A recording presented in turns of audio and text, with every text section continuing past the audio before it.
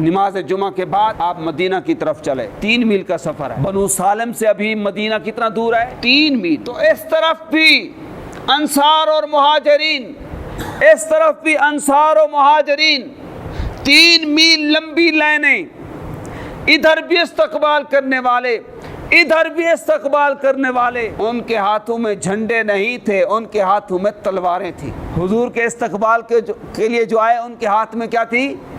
تلواریں۔ وہ ہتھیار سجا کر آئے تھے۔ مومن کا زیور ہتھیار ہے۔ یہ تو ہمارے دشمن نے، انگریز نے، غیر مسلموں نے، جس مولوی نے تلوار اٹھا لی، جو مولوی جہاد کے لیے نکلا، جس مولوی نے بندوق اٹھا لی، جس مولوی نے جہاد کی بات کر دی، جس مولوی نے جہاد کے واقعات سنا دیے، جس عالم نے تلوار اٹھا لی، جس عالم نے ہاتھ میں کلہاڑی اٹھا لی، جس عالم نے اپنی کمر کے ساتھ پستول باندھ لیا، تو یہ انگریز نے اور انگریز کے نوکروں نے اس مولوی کو دہشت گرد کہنا شروع کر دیا۔ ابو بکر تلوار لے کر آتے تھے، عمر تلوار لے کر چلتے تھے، عثمان تلوار لے کر چلتے تھے، علی تلوار لے کر چلتے تھے، عبداللہ ابن زبیر تلوار لے کر چلتے تھے، سعد تلوار لے کر چلتے تھے، سعید تلوار لے کر چلتے تھے، عبداللہ تلوار لے کر چلتے تھے، ابو دجانہ تلوار لے کر چلتے تھے۔ حضور کے 1.25 لاکھ صحابہ، 2.5 لاکھ صحابہ، آپ کی ساری جماعت کے، آپ کے جتنے شاگرد تھے، جب گھروں سے نکلتے تھے ان کے گھر میں جو ہتھیار موجود ہوتا تھا ہاتھ میں ہتھیار لے کر نکلتے تھے۔ یہ تو انگریز اور ان کے شاگردوں نے کہا ہے بھائی یہ جھنڈے شنڈے اٹھا لو، یہی دین ہے۔ حضور کے لشکر میں جھنڈا بھی ہوتا تھا، لیکن اس کے پاس ہوتا تھا جو سالار لشکر ہوتا تھا، جو قبیلے کا سردار ہوتا تھا، اس کے پاس جھنڈا ہوتا تھا، باقی سب کے پاس تلواریں ہوتی تھی۔ اب سب کے پاس جھنڈے ہیں، ایک کے پاس بھی بندوق نہیں، ایک کے پاس بھی تلوار نہیں۔ تو حضور کے استقبال کے لیے یہ ضمناً میں نے آپ کو بات سنا دی تاکہ آپ کو پتہ ہو دین ہے کیا۔ دین یہ نہیں ہے کہ حلوہ پک گیا تھا کھا گئے تھا رج کیتا، یہ کچھ دین ہے۔ صبح روٹی کھا گئی تھی ہاتھ دھو کے، بھی ہاتھ دھو کے روٹی کھاونا سنت ہے، بالکل ٹھیک ہے سنت ہے، یہ تو میٹھی سنت ہے، روٹی پک گئی کھا لی، پیاری سنت ہے۔ داڑھی رکھ لی، یہ آرام والی سنت ہے، داڑھی اپنی ہے، رکھ لی، حضور کی سنت ہے، واجب ہے، اس پر کوئی خرچہ نہیں ہوتا، داڑھی رکھ لو۔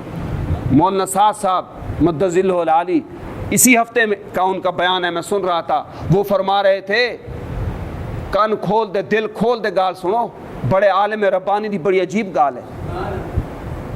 وہ فرما رہے تھے کہ جو دین پسند ہو اس پر عمل کرنا، جو دین اچھا لگے اس پر عمل کرنا، جو دین آسان ہو اس پر عمل کرنا، جو دین پیارا لگے اس پر عمل کرنا، اور جو دین مشکل لگے اس کو چھوڑ دینا، جو دین نہ بھائے اس کو چھوڑ دینا، جس دین پر عمل کرنا اوکھا لگے، دل کو نہ لگے، وہ کام ہو اللہ کا حکم، ہو نبی کا طریقہ، یہ چھوڑ دینا، یہ حضور صلی اللہ علیہ وسلم کے زمانے کے منافقوں کی نشانی ہے۔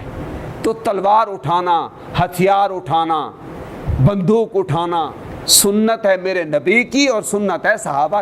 ہاں آپس میں نہیں لڑنا، یہ یاد رکھو، آپس میں نہیں لڑنا۔ ہتھیار اٹھانا ہے دشمن کے لیے اٹھانا ہے۔ ایک صحابی کے مقابلے میں ایک بندہ آیا، اس بندے نے یہ دیکھا کہ اب میں ہار جاؤں گا، میں مرتا ہی دیا تو بچتا نہیں، انہیں فوراً کلمہ پڑھ گیا تھا، فوراً کلمہ پڑھ گیا تھا۔ صحابی نے انہیں گردن لہا دی تھی۔ اب جس نے کلمہ پڑھا تھا اس کے قبیلہ کے لوگ دیکھ رہے تھے، جس نے کلمہ پڑھا تھا اور قتل ہو گیا، اس کے قبیلہ کے لوگ دیکھ رہے تھے۔ وہ بھاگتے ہوئے جب جنگ ختم ہوئی، بھاگ کر حضور کی بارگاہ میں آئے، یا رسول اللہ، اس آپ کی جماعت کے، آپ کے صحابی نے یہ ہمارے اس بندے کو قتل کیا ہے، حالانکہ اس نے کلمہ پڑھ لیا تھا پھر بھی قتل کر دیا ہے۔ تو حضور صلی اللہ علیہ وسلم نے اس صحابی کو بلایا، ہاں بھائی تم نے فلاں بندے کو قتل کیا ہے حالانکہ اس نے کلمہ پڑھ لیا تھا؟ وہ کہنے لگا جی کلمہ پڑھ لیا تھا، زبان سے کلمہ پڑھ لیا تھا لیکن میرے ڈر کی وجہ سے کہ ابھی قتل تو ہو جاؤں گا, بچتا تو نہیں, مرتا ہوں, کلمہ پڑھ لوں شاید بچ جاؤں, میری تلوار سے اور موت سے بچنے کے لیے اس نے کلمہ پڑھا تھا. آپ کو نبی مان کر, اللہ کو خدا مان کر کلمہ نہیں پڑھا تھا, موت کی ڈر کی وجہ سے کلمہ پڑھا تھا, اس لیے میں نے قتل کر دیا. تو میرے پیارے نبی نے پتہ ہے کیا فرمایا؟ میرے نبی نے صلی اللہ علیہ وسلم نے, رحمت والے نبی نے, کرم والے نبی نے, بخشش والے نبی نے, پیار والے نبی نے, محبت والے نبی نے پتہ ہے کیا ارشاد فرمایا؟ ارے تم نے ایک مسلمان کو قتل کر دیا, تمہیں کیا پتا اس نے زبان سے کہا ہے یا دل سے کہا ہے, تم نے اس کا دل چیر کر دیکھا تھا. آپ اس سے ناراض ہوئے اور اس کے خاندان کو اس قتل کی دیت دی.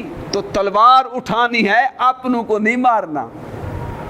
تلوار اٹھانی ہے مگر اپنوں کو, مسلمانوں کو نہیں مارنا. یہ کافروں کے لیے تلوار اٹھانی ہے, جو غیر مسلم ہیں ان کے لیے اٹھانا سنت ہے. جو جارح ہو, جو لڑتا ہو, جو مسلمانوں کو تنگ کرتا ہو, جو مسلمانوں کے نبی کی ہتک کرتا ہو, اس کے لیے تلوار اٹھانا حضور کی بھی سنت ہے, صحابہ کی بھی سنت ہے. تو بات کہاں سے ادھر آ گئی؟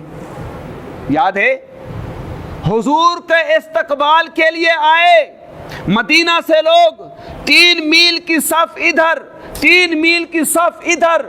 ان صفوں میں موجود جو لوگ تھے وہ مہاجرین بھی تھے, وہ انصار بھی تھے, مدینہ کے شہر کے بھی تھے, مدینہ سے باہر کے آئے ہوئے لوگ بھی تھے, حضور کے ننیال کے لوگ بھی تھے. ان سب نے ہاتھوں میں, ان سب نے اپنے جسم پر ہتھیار سجائے ہوئے تھے اور ہمارے نبی کے استقبال کے لیے کھڑے تھے. وہاں سے بات ادھر آ گئی کہ ہتھیار اٹھانا بھی سنت ہے, اور خوشی کے موقع پر ہتھیار اٹھانا اور بڑی سنت ہے. اور حضور صلی اللہ علیہ وسلم کو دیکھ کر بچیاں پڑھ رہی تھی, نحن جوارم من بنی نجار یا حبذا محمد من جاری واجب شکر علینا ما دعا للہ داعی. اج دہی گھاٹیو تو سونا چاندر تلو تھی گے, سونا چاندر. نحن جوارم من بنی نجار یا حبذا محمد من جاری. ایسا بنو نجار دیاں عورتاں ہیں تے سارا ہمسایا, اللہ اپنا نبی سارا ہمسایا بنا دے بھیج دیتے. اللہ کے نبی مدینہ میں پہنچے, عجیب شان سے پہنچے, تو 3 میل کی صفیں ادھر, 3 میل کی صفیں ادھر. یہ تو صحابہ کی تھی نا, یہ تو مہاجرین انصار کی تھی نا. صحابہ کو, راویوں کو, لکھنے والوں کو نظر آ رہے تھے, یہ تو ان کی قطاریں تھی. اللہ جانے آسمانوں سے فرشتوں کی کتنی قطاریں استقبال کے لیے کھڑی ہوں گی. اس شان سے حضور مدینہ میں داخل ہوئے.